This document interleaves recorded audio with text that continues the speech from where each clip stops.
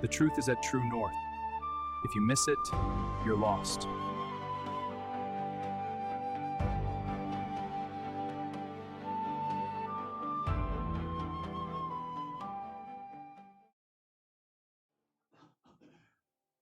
Yes, thank you, Jesus.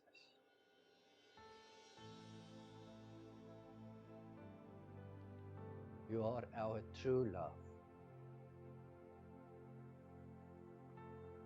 our true love. Thank you, Jesus. Hallelujah. Thank you, Jesus. Thank you, Holy Spirit. Thank you, you're welcome. You're welcome, Lord. Thank you, Jesus. Welcome, everybody.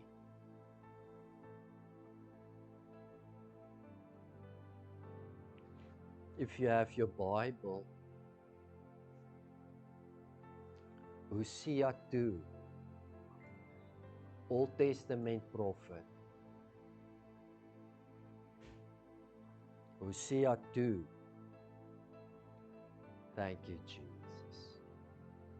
Thank you, Lord. The Lord is present this morning. I'm so glad that we know Him and nobody can be compared to Him.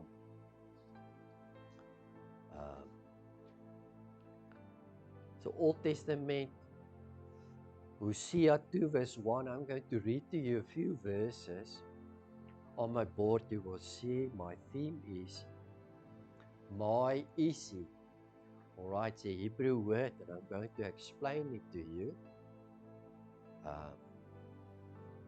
God is good. Amen. Amen. So Hosea 2, God says here, and I'm reading out of the Amplified. It says, Hosea, say to your brethren, Ami, and that word means, you are my people. And to your sisters, Ruhama, and that means, you have been pitied and have obtained mercy. It also means love, to receive love. So Hosea, come here, you are the prophet. Tell your brethren, you are from Israel, the people of God. You are my people. Tell them, and your sister, Ruhama, you have been pitied and have obtained mercy. Now mercy is something that it's like grace. Grace, you receive things that you don't deserve. Mercy is something that you do deserve, but you don't get that. And I want you to see this, how precious God is.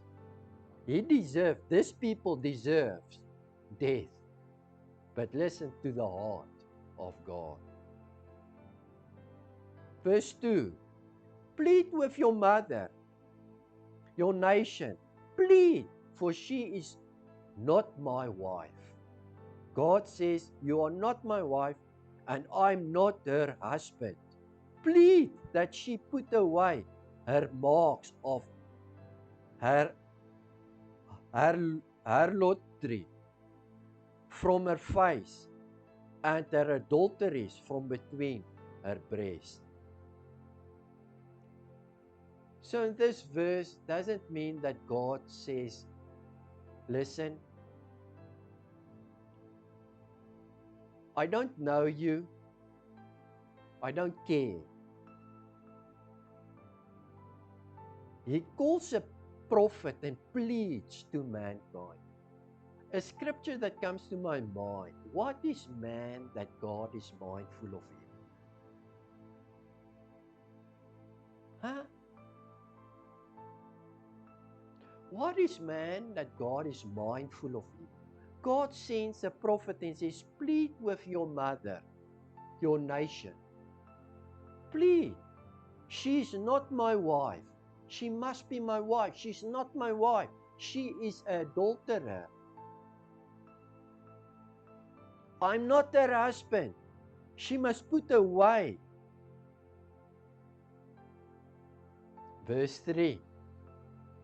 Listen here. Lest I strip her naked and make her as in the day she was born, and make her as a wilderness, and set her like a parched land, and slay her with thirst.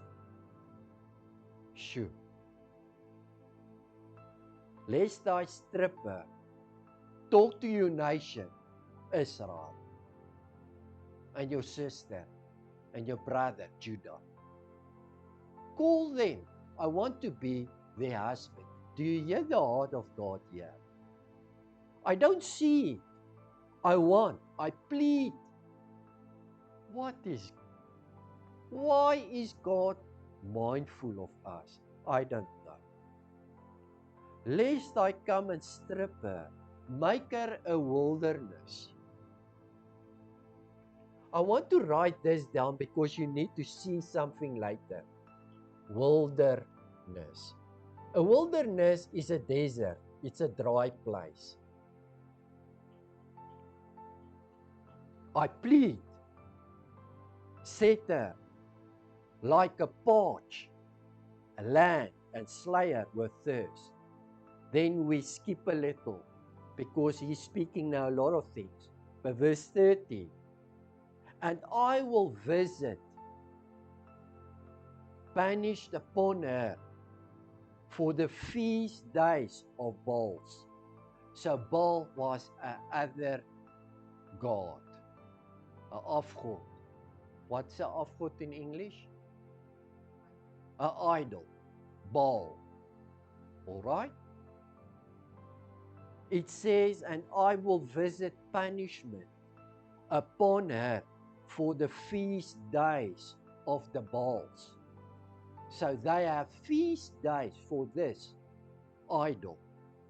When she burned incense to them and decked herself with her earrings and nose rings and her jewelry, and went after her lovers and forgot me, says the Lord.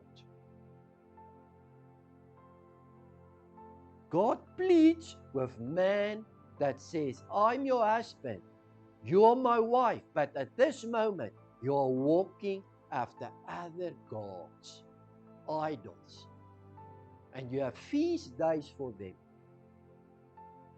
And all your money and stuff goes for this God. You forget about me. Do you hear the context? All right. Verse 14. Watch here. Well, by now, if I am God, I will finish you. Because you are my people and you are walking after other idols. But listen here, verse 14. Therefore, watch here. Behold, I will allure her, Israel, and bring her into the wilderness, and I will speak tenderly and to her heart. What is man that you are mindful of us? I will allure her. Allure is locking, calling, not harsh. I will plead. Do you hear the word? I will allure her. I will speak tenderly and to her heart. Wow. There I will give her her vineyards in that place. So I want to draw you a line, and I want to draw you the cross of Jesus Christ. Here is Hosea the prophet, and he speaks of, I'm going to do something, all right, to you. I will speak,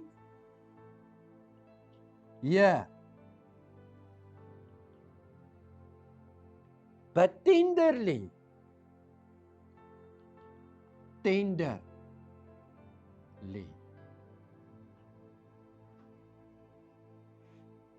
I will give her her vineyards and make the valley of Achor, that what means troubling, to be for her a door of hope and expectation.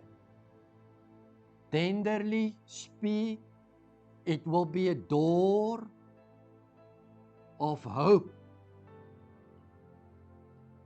I will allure her, call her. I will talk to her heart. This brother and sister that are actually walking after other gods. There will I make her vineyards and make the valley of Achor, which means troubling, to be her a door of hope and expectation. And she shall sing there and respond as in the days of her youth, and as the time when she came up out of the land of Egypt. So the land of Egypt always speaks of desert, wilderness, dry place. You remember they were in Egypt. Egypt was slavery underneath Pharaoh, and they came out and God lead them and they sing with joy. They were happy. God says, I'm going to do that. They will sing. They will sing like when they come out of the land of Egypt. So I will speak tenderly to her. It will be the door. This is the door of hope. And there they will sing.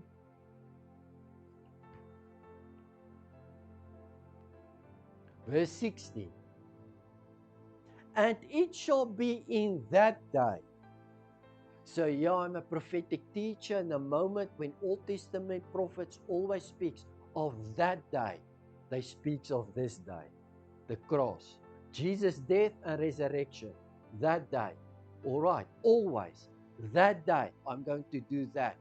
It speaks of when He will come and do this, open the door for hope. Watch here.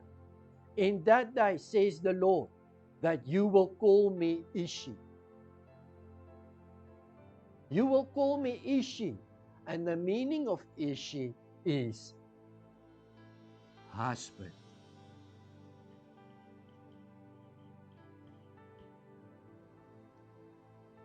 And you shall no more call me Bali, which means master or owner. So there's coming a time, Israel, tell Israel and Judah, I'm here, your owner. You call me Bali. It sounds almost the same as Baal, because Baal, that other idol god, means a master. Yeah, God says, yeah, it's a time when I am your owner and your Lord, your master. You will not call me master anymore, but you will call me husband.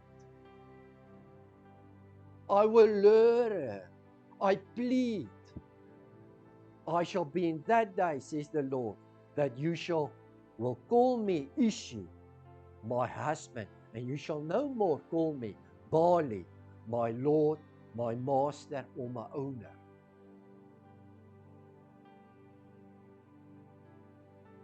Verse 17. For I will take away the names of Baalim out of your mouth. There will come a time, Israel, people of God, that I will take this name out of your mouth. What? That I am an owner, a creator,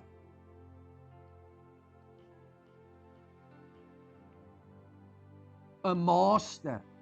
You are a servant. I will take that out of your mouth. And they shall no more be mentioned or seriously remembered by their name. So God says, I'm going to give a new system, a new relationship. There is a relationship that I have now with man, with Israel, my people. But As they have came, Abraham, Isaac, Jacob, the 12 sons, Israel started. That tribe started to have other idols in their life. And now God is sending prophets. And one of them is Hosea that will say, listen, God says, tell these people, I plead with them, I'm going to give a door unto them. And I'm going to stop being their owner and their Lord and their master, but I'm going to become their husband. It will be a place of tender speaking, a place of hope where they will see. It will be a new relationship. All right, this is only one prophet. And now I can go on prophet by prophet by prophet that will proclaim exactly the same thing. But I'm not going to do that. You need to listen to my other teachings. But this moment, I want you to turn to Romans 7 verse 4.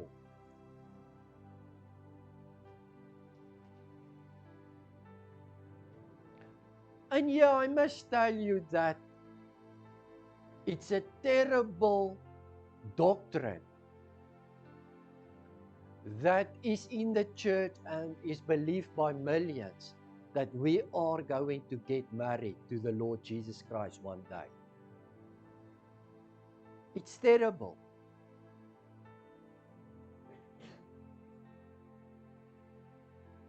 It's terrible. And let me explain to you why it's terrible. Romans 7 verse 4.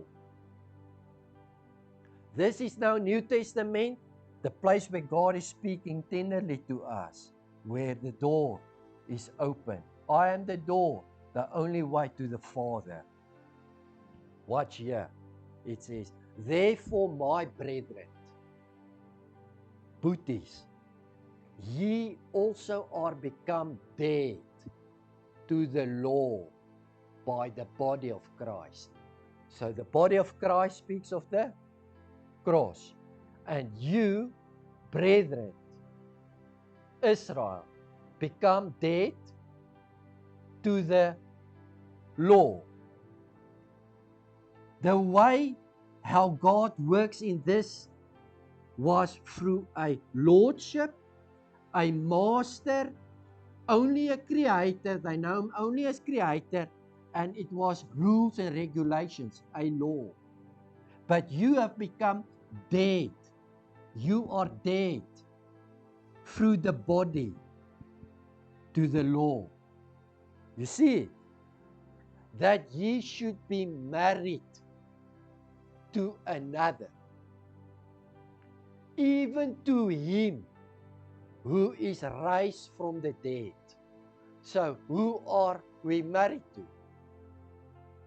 Even him who are raised from the dead is Jesus Christ. All right. So, up till now, everyone can say, right, your husband is Jesus who was raised from the dead, who is the door. Is it true? Jesus Christ, body, so that you are dead to the law and can now be joined, married. Do you know what is the word married mean? Joined, union, taken, receive. The word marriage means I taken you. I am in union with you. I am in union with you. The word marriage. All right. So now, listen here. You are dead to the law by the body of Christ, that ye should be married to another, even to him who is raised from the dead, that we should bring forth fruit unto God. There is the time key. Let me explain to you. Before that last part, I can say, yes, Jesus is my husband. I am going to be married to him.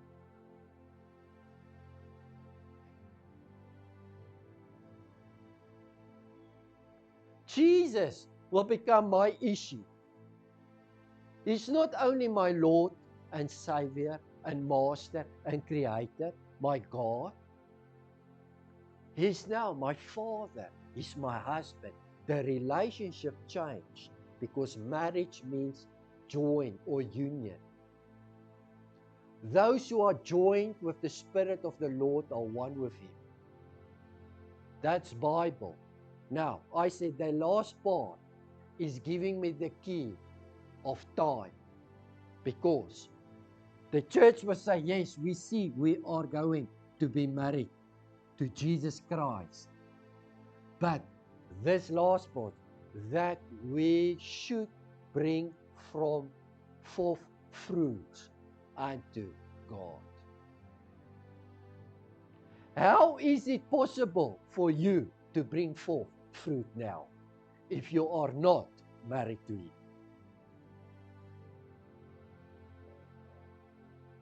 So the marriage cannot be the joining, the union, the one with Spirit. That's the word marriage. The husband cannot be something in our future. It is the moment when you go through the door and He speaks to you tenderly with His voice and lure you and give you hope. And you say, yes, Lord, you are joined with the Lord. Then you are married to Him. So that you should bring forth fruit unto God. It's impossible to bring fruit in this time unto God. Yeah, you are a servant. Yeah, there's lacking. This system is lacking. But this place is a place of favor. It says a place of hope. It was hope and expectation. You remember I read it? Therefore, my brethren, ye also are become dead to the law. You have become dead to the law. It's finished by the body of Christ. That ye should be married to another, even to Him who are raised. Jesus Christ was 2,000 years raised from the dead. So that you should bring forth.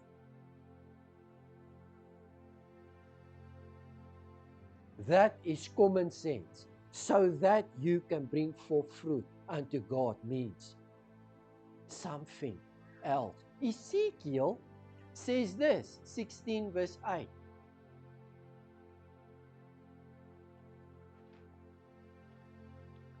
Ezekiel, another prophet, speaking of, listen, God is Bali, but He wants to be Ishi. All right. Now I pass by you again. 16 verse 8. Ezekiel 16 verse 8. Now I pass by you again and look upon you. Behold, you were maturing, and at the time for love. And at the time for love. And I spread my skirt over you and cover you nakedness. Yes, I plucked my troth to you and enter into a covenant with you, says the Lord, and you became mine. All right. So what is troth? I betroth you. Engagement. But listen here. I pledgeth my troth to you and enter into a covenant.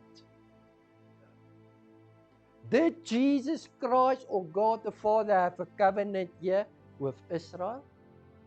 Yes. The covenant of Abraham. I will bless you. Here's the covenant today. Deuteronomy 30. Here is the covenant. So the moment when God gave the covenant, that means He betrothed you. It's engagement. I want to be married to you.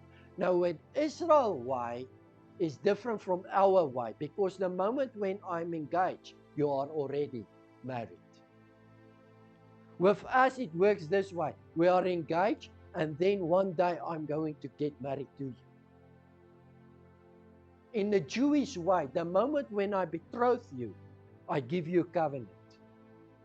It means we are already one. That's why prophet on prophet by prophet says, I'm your husband, I'm your husband, I'm your husband. You are walking after other gods. You are my wife. You're not.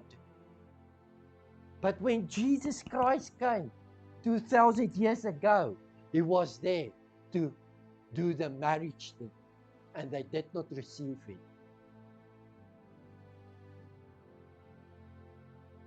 So it says, I plight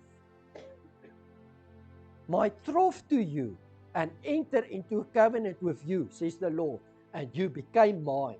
You became mine. Verse 9, then I wash you with water. Yes, thoroughly I wash away your clinging blood from you, and I anoint you with oil. First, I will wash you from your blood. I will wash you, and then I will anoint you, because I have given here my covenant. It is the betroth, the engagement that you are mine. I am coming to you, and I am going to get married to you. I'm going to be joined to you. I'm going to be the door of your hope and the singing. I will speak tenderly to you there. But when Jesus Christ came, they never received him here. So, I want to tell you that number 7, you know it as what? What does number 7 mean? Completeness.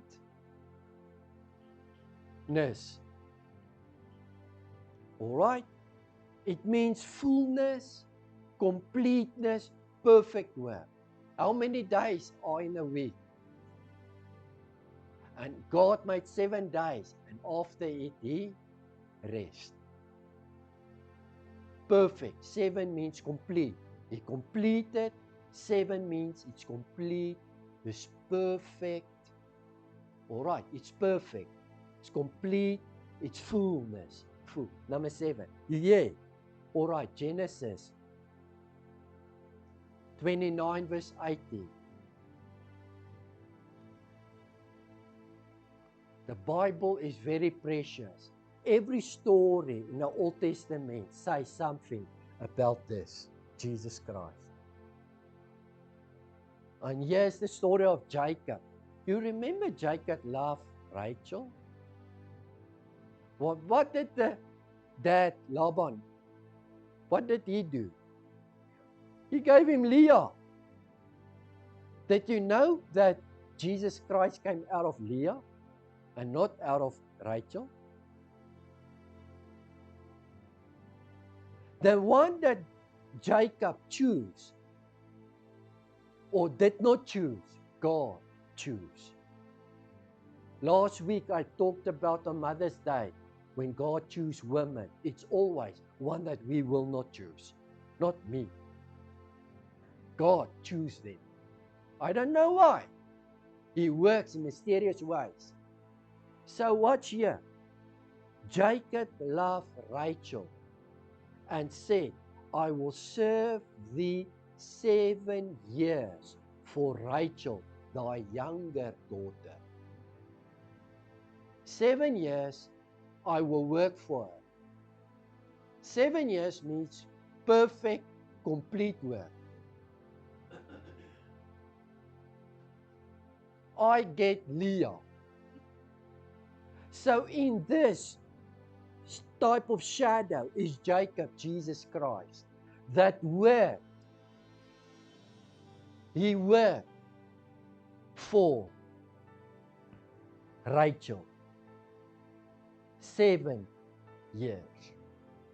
But he got Leah. Israel, natural Israel, stands for Leah. Leah stands for natural Israel. Rachel, the younger sister, is the church, is us. God worked in the Old Testament already. He perfected and completed the work up to Jesus Christ for Rachel, the one who he loves.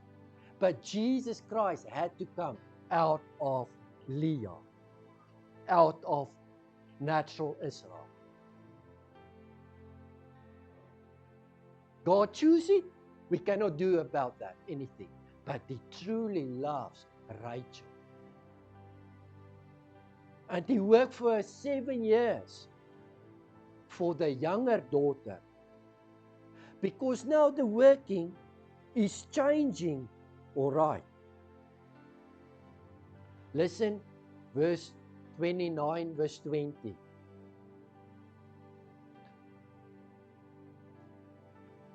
And Jacob served 7 years for Rachel, and they seemed unto him but a few days, for the love of he had to her. But it seems to him like a few days. He worked 7 years. Oh boy. That Lapot, that dad was bad. First he gave the old first daughter, Leah, she's gone. Then he had to work 7 years. Then he thought he could go away. And Laban said, no, you're going to work 7 years further for stock. So I had to work 21 years for this father-in-law. And then get out. But, watch here. He loved Rachel. And because he loved Rachel, it seems to him like a few days. When God is Bali, a master, an owner, a law, and you are under the law and rules and regulations, it's hard. But God did complete his work. 7 is a symbolic image of he completes his work so that he can have the one he loves. But Jesus Christ will come out of this relationship so that he can come here and be the husband where he speaks tenderly and give hope, and where you can sing and where you can be joined and married to him. And it seems for God as a few days, because it's not hard work when you love someone. Hebrew 10, I want to finish with this almost finish it. I want you to hear this. Hebrew 10 verse 14. For by one offering he perfected forever them that are sanctified.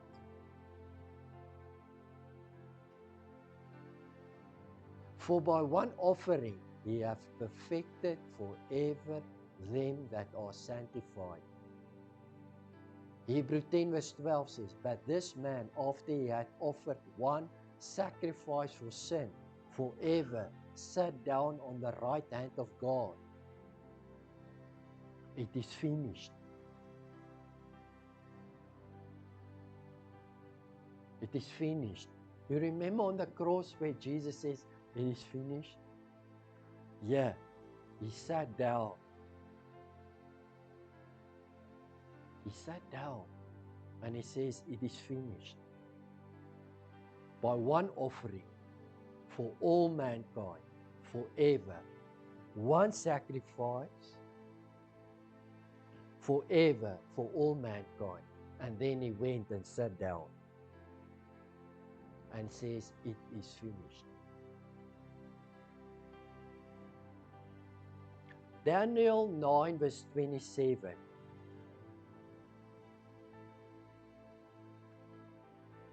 Finish with this.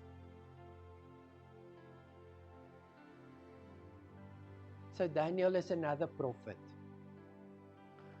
So we have here Hosea, we already went to Ezekiel.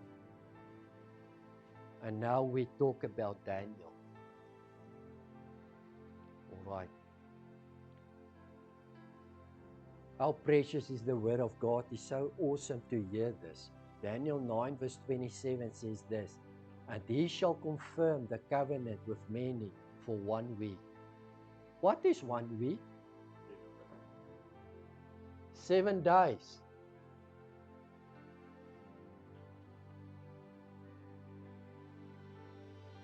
And in the middle of the week, he shall cause the sacrifice and the oblation to cease.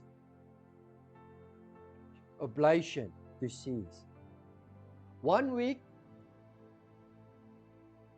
he will end the sacrifice, and the oblation will cease. And in the midst of the week, he shall cause the sacrifice and the oblation to cease. And he shall confirm a covenant with many for 7 days. 1 week. 1 week, 7 days, or 7 years. All right? Prophetic language, a day for a year. 7 days means 7 years. The one will come and end off sacrifice. I have read to you Hebrew 10, where it says, and he will by one offering have perfected forever them that will be sanctified.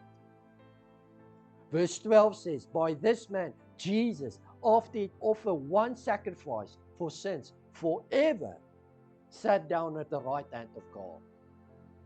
So yeah, Daniel prophesied, I'm going to send you someone, and he's going to 7 days, 7 years. First, in the middle of the week, he shall cause the sacrifice and the oblation to cease. So the half of 7 years is 3.5 years. How long was Jesus' ministry? 3.5 years. So there's still 3.5 years left after Jesus Christ died. Let me read to you Daniel 9 verse 24.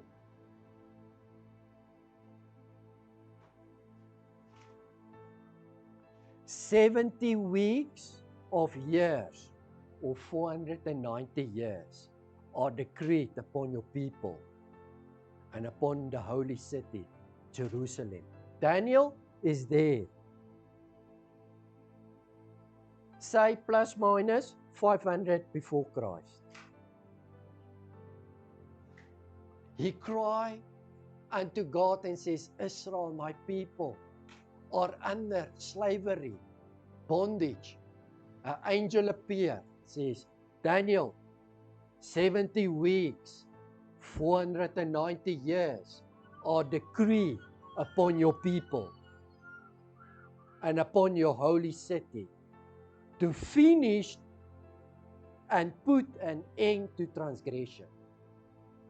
What is the word transgression? Sin. To finish and put an end to transgression. 490 years. To finish transgression. Jesus once for all mankind, what did he do? He finished transgression. To finish and end transgression. To seal up and make full the measure of sin. So sin is here. Sin has a measure. It needs to be full. Here's a measure. It's a bucket. In the bucket is sin. Here's a time. The bucket needs to be full of sin. Then in the right time, God, when the measure of sin is full, He will finish transgression. By once and for all. 490 years, Daniel. The last 7 years of the 490 years will the Messiah be, and he will finish. 3.5 years he will minister, and then he will die. And he will give it to the disciples. All right? To purge away, to make expiation and reconciliation for sin. To bring an everlasting righteousness. To seal up the vision and this prophecy. And to anoint the Holy of Holies. So when Daniel prayed, and the angel appeared to him and said, 490 years is being given to your people. They will go under this barley. He will be the Lord, the owner, and master. He will be under the law.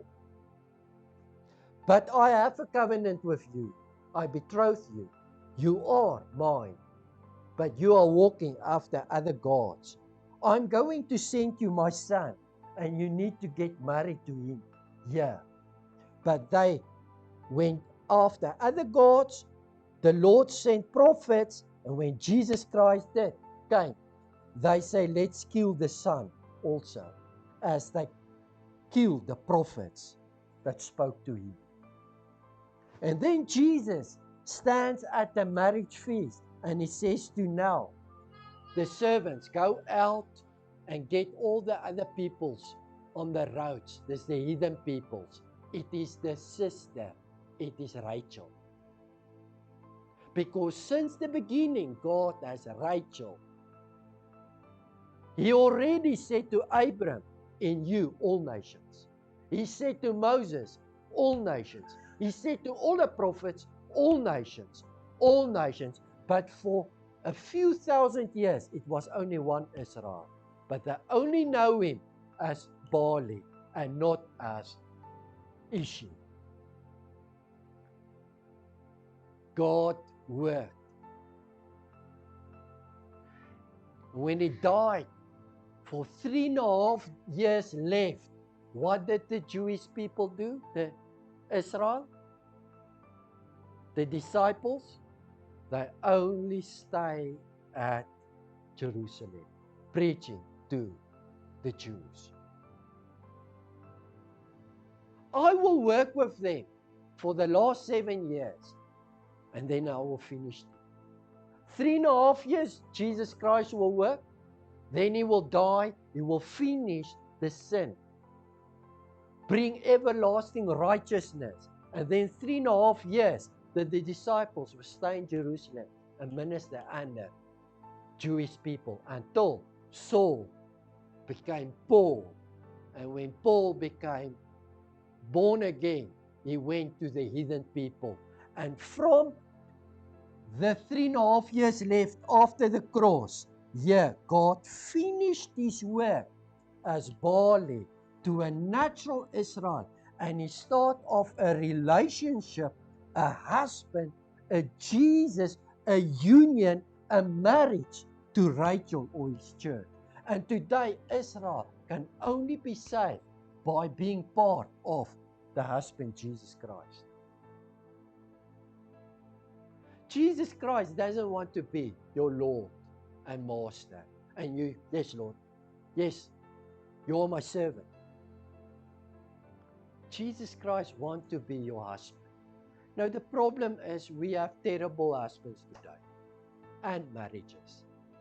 So we cannot see like this. It's difficult to see.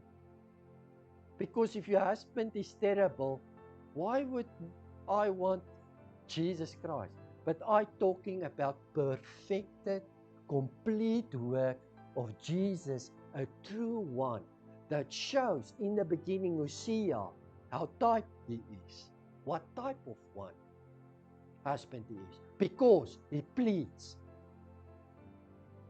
I will not plead. You are busy going after other gods. But he learns. He pleads with you. He speaks tenderly. This is how a husband ought to be. We are joined with Christ. And you need to know that Jesus is your husband. He's not only a master and a Lord. And when he speaks, you honor him. You are supposed to be honor your husband. Nee, jy's Lord nie.